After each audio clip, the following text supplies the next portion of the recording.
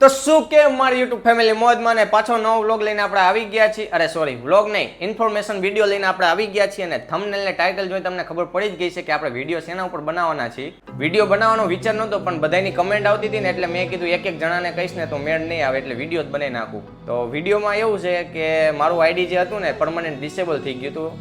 અમુક લોકોને ખબર હશે, મારું મેઇન આઈડી જે ઇન્સ્ટાગ્રામમાં વિવેક ફોન વાળું હતું ને પરમનન્ટ ડિસેબલ કરી નાખ્યું હતું ઇન્સ્ટાગ્રામે. પણ માતાજીની દયાથી આપણું આઈડી પાછું આવી ગયું છે. અને એ આઈડી આવ્યા પછી ઘણા બધાની મને કમેન્ટ આવી હતી કે તમે આઈડી વિવેકભાઈ કઈ રીતે રિકવર કર્યું, અમને કહો તો અમારું આઈડી પણ આવી રીતે ઉડી ગયું છે, ડિસેબલ થઈ ગયું કે સસ્પેન્ડ થઈ ગયું છે, એ પાછું કઈ રીતે લાવું તેના ઉપર જ કહીશ. પણ મને ટેકનિકલ રીતે કઈ એટલી બધી મને ખબર પડતી નથી, પણ મેં જે પ્રોસેસ કરી ને એ હું તમને કહીશ. સૌ પ્રથમ તો મારું આઈડી સાંજે ઉડી ગયું હતું, અને આઈડી ઉડતા જ તે આપણને એમ કે હમણાં થોડીક વારમાં આવી જશે આઈડેન્ટિટી વેરિફિકેશન માટે. મેં કીધું ગયું હોય છે, તો આઈડેન્ટિટી વેરિફિકેશન 2 વાર ફેલ થયું મારું, અને ત્રીજી જ તે મેલ આવી ગયો કે તમારું આઈડી પરમનન્ટ ડિસેબલ કરી નાખ્યું છે. ત્યારે મને એમ થઈ ગયું કે ઓહો, પરમનન્ટ ડિસેબલ, એટલે બધાને મેં પૂછ્યું તો બધા કહે કે હવે આઈડી નહીં આવે, કેમ કે પરમનન્ટ ડિસેબલ કરી નાખ્યું. એઆઈને પૂછ્યું, મેં ચેટ જીપીટીને પૂછ્યું, એ કે હવે તમારું આઈડી નહીં આવે, કેમ કે ઉપરથી ઇન્સ્ટાગ્રામે પરમનન્ટ ડિસેબલ કરી નાખ્યું છે, આવવાના ચાન્સ તમારા ઓછા છે. પછી મેં બધા ઇન્ફ્લુએન્સર ભાઈબંધને પૂછ્યું, તો એ બધાનો સાથ સહકાર આપણને મળી રહ્યો, અને એમને આપણને ગાઈડલાઇન્સ આપી છે. એ રીતે આપણે પ્રોસેસ કરી અને આપણું આઈડી રિકવર થઈ ગયું છે. તો પહેલેથી તમને કહું કે મારું આઈડી કઈ રીતે આવ્યું. પહેલાં તો તમે જે બધા પ્લે સ્ટોરમાંથી જે મેલ કરો છો ને એ મેલ બંધ કરી નાખો. ઇન્સ્ટાગ્રામમાં જઈને આપણે જે મેલ કરીને સપોર્ટ ટીમને, એમાંથી એક રિપ્લાય નથી આવતો. મેં 6 થી 7 મેલ કર્યા, પણ એકમાં રિપ્લાય આવ્યો જ નહીં. એટલે એ તમે બંધ કરી નાખો. તમારે શું કરવાનું છે, મારો એક ભાઈબંધ હતો, એનામાં બ્લુ ટિક લીધું, મેટા વેરીફાઈડ લીધું ફેસબુકમાં. પછી મેટાવાળાએ સીધો આપણે ફોન કરી શકીએ, એટલે એજન્ટ આરે એમના કંઈક એજન્ટ આરે આપણે ફોન કરી શકીએ. પ્લસ કાં પ્રીમિયમ લીધું હતું. પ્રીમિયમ લો ને એટલે તમારે ચેટ સપોર્ટ મળે ને કોલનો સપોર્ટ મળે, તો સીધો તમે કોલ કરી શકો. પણ આપણને તો અંગ્રેજી આવડે નહીં, એટલે ભાઈબંધે ઇંગ્લિશમાં વાત કરી એમના એજન્ટ આરે અમેરિકા. તો એમને એમ કીધું કે જેનું આઈડી ગયું હોય ને એને કહો કે નવા નંબરમાં આઈડી બનાવે, એમાં મેટા વેરીફાઈડ લે અને પછી એને કોન્ટેક્ટ કરે, તો એને પ્રોસેસમાં તમારું આઈડી નાખશે ને આવી જશે. એ કે ભાઈબંધ થ્રુ કરાવશો ને તો નહીં થાય. તો પછી મેં મારું નવું એકાઉન્ટ બનાવ્યું, જે નંબર હતો જ નહીં ને ઇન્સ્ટાગ્રામમાં, એ નંબરમાંથી મેં આખું નવું એકાઉન્ટ બનાવ્યું. તો એકાઉન્ટ બનાવતા જ તે મને મેટા વેરીફાઈડનું આવ્યું જ નહીં. તો મેં કીધું આ બ્લુ ટિક હવે લેવું કઈ રીતે. પછી ભાઈબંધને પૂછ્યું ને તો એ કહે કે 3-4 દિવસ સુધી તારે ઇન્સ્ટાગ્રામનો યુઝ કરવો પડે ને પછી તારે મેટા વેરીફાઈડ મળે. એટલે મેં પછી 3-4 દિવસ એનો મેં યુઝ કર્યો, અને પછી ચોથા કે 5મા દિવસે મને મેટા વેરીફાઈડનું આવી ગયું. અને જો હું તમને ફોટો બતાવી દઉં, મેં આ પ્રીમિયમ કરાવ્યું હતું, એટલે મને યાદ નથી, હું તમને ફોટો બતાવી દઉં કે આ તમારે લેવાનું, 1 મંથ તમને ફ્રી મળશે. તો એ લાઈન પછી મેં કોન્ટેક્ટ કર્યો, અને કોન્ટેક્ટમાં ટોપિકમાં તમારે નાખવાનું તમારું આઈડી જે રીતે જે ઇસ્યુ આવ્યો એ ટોપિક નાખી દેવાનો. જેમ કે મારું ડિસેબલ થયું હતું તો માય એકાઉન્ટ ઇઝ ડિસેબલ, ટોપિકનું નામ હતું આ.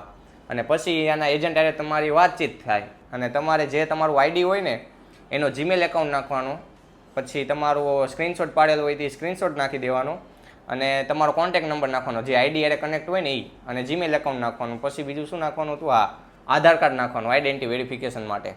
એમને ઇંગ્લિશમાં કહેવાનું કે મેં કંઈ કમ્યુનિટી ગાઈડલાઇન્સ તોડી નથી, તમારાથી ભૂલ થઈ ગઈ છે, મારું એકાઉન્ટ ડિસેબલ તમે કરી નાખ્યું છે. એ રીતે તમારે ઇંગ્લિશમાં થોડાક મેસેજ કરી દેવાના. પછી એ તમને તરત તે રિપ્લાય આપશે. મેસેજ કરશો ને તો વધારે બેનિફિટ રહેશે, કેમ કે એ તમે જેમિની પાસેથી મેસેજ બનાવડાવશો, અને ઓલો ફોન કરશો ને તો તમારે ડાયરેક્ટ ઇંગ્લિશ બોલવું પડશે. એટલે જેને ઇંગ્લિશ આવડતું હોય ને એ સીધો ફોન કરી શકે છે, નકર મારી જેમ જેમિની પાસેથી મેસેજ કરાવી લેજો. તો મેસેજ કર્યો, અને પહેલી રિક્વેસ્ટ આપણી રહીને એ ચાલુ થઈ, અને વાત થઈ કે કંઈ વાંધો નહીં રિવ્યૂમાં નાખવું આઈડી. એમને આઈડી રિવ્યૂમાં નાખ્યું. રિવ્યૂમાં નાખતા તે 24 કલાકની અંદર મારું આઈડી કેન્સલ થઈ ગયું. મેં કીધું લે હવે તો આ છેલ્લો ઓપ્શન હતો આપણી પાસે, તો આ તે વયું ગયું. હવે પછી મને એમ થઈ ગયું કે આઈડી પાછું નહીં આવે. પણ માતાજીનું નામ લઈને બીજી વાર મેં નવો કેસ ઓપન કર્યો. નવો કેસ ઓપન કરીને સેમ એ જ પ્રોસેસ કરી, અને બીજા એજન્ટ પાસે આવ્યું, ને બીજા એજન્ટે આપણું પ્રોસેસમાં એકાઉન્ટ નાખી દીધું. અને કેટલા 14 દિવસ થઈ ગયા. 14 દિવસ સુધી કંઈ હાલચાલ નહીં, પ્રોસેસમાં જતું આઈડી. અને મને એમ થયું કે આઈડી નહીં આવે, એટલે મેં મારા ભાઈબંધને જે ફોન કર્યો હતો ને અમેરિકા, એને મેં કીધું કે તમે તમારામાંથી પાછો ફોન કરો તો એજન્ટને. તો પછી એજન્ટને ફોન કર્યો, ને તમે હે ને કેસ ચાલુ કરો ને એટલે તમને ઇસ્યુ નંબર આપશે, કેસ નંબર આપશે. એ કેસ નંબર તમારે સાચવી રાખવાનો. તો ભાઈબંધે ફોન કર્યો અમેરિકા એજન્ટને. પછી એ કેસ નંબર, મેં મારો કેસ નંબર જે હતો ને એ કેસ નંબર એમને આપ્યો. તો એમને એમની શું કહેવાય કોમ્પ્યુટરમાં જોયું હોય છે કે ગમે ક્યાંક જોયું હોય છે એ નંબર નાખીને. એમને એમ કીધું કે તમારું આઈડી પોઝિટિવ જ છે, પણ પ્રોસેસમાં હજી વાર લાગશે. પ્રોસેસમાં કંઈ નક્કી જ નથી હોતું, થોડાક અઠવાડિયા થઈ જાય, થોડાક મહિના પણ થઈ જાય છે. અને જે લોકોનું આઈડી વહેલા આવી જાય એનું આવી જાય છે. ત્યારે ભાઈએ મને એમ કીધું કે તમારું આઈડી પોઝિટિવ છે, એટલે ચિંતા ના કરો, 99% તમારું આઈડી આવી જશે. ત્યારે મને એમ થયું હા આઈડી આવશે ફાઇનલી. 14 દી થઈ ગયા અને 14 દી પછી ઇન પ્રોગ્રેસ આવ્યું અને પ્રોસેસ આખી પૂરી થઈને 16મા દિવસે આપણું આઈડી સવારમાં 5 વાગે પાછું આવી ગયું. એટલે આ રીતે આખી પ્રોસેસ કરી હતી અને આઈડી આવી ગયું. અને આવી રીતે મેં 2-3 જણાને પ્રોસેસ કરવાનું કીધું, તો એમનું 3 દિવસમાં આવી ગયું અને એકનું છે ને 2 દિવસમાં આવી ગયું. એટલે આનો કંઈ નક્કી નથી હોતો સમયગાળો, પણ તમારે રાહ જોવાની રહેશે. મારી જેમ નકર 16 દિવસ મેં મહિનો રાહ જોઈ. તો બસ મને આટલી જ ખબર હતી કે આવી રીતે મેં મારું આઈડી પાછું લાવ્યું છે. તમે આવી રીતે ટ્રાય કરી શકો છો, તમારું આઈડી કદાચ આવી જશે. કેમ કે મને ખબર છે કે આપણું આઈડી ગયું હોય ને ત્યારે આપણને જ ખબર હોય કે શું વીતે માણા ઉપર. આવી રીતે ટ્રાય કરજો, કદાચ આવી જાય તો કમેન્ટમાં મને કહેજો કે મારું આઈડી આવી ગયું છે. તો મને એમ થાય કે ના, આપણો વિડીયો લેખે લાગ્યો બનાવેલો. તો અત્યાર સુધી વિડીયો જોવા માટે તમારો બધાનો આભાર. મળી નેક્સ્ટ વિડીયોમાં. ટેક કેર, બાય બાય, જય માતાજી. અને હા, પ્રોસેસ કામ આવે તો સબસ્ક્રાઈબ કરવાનું ભૂલતા નહીં.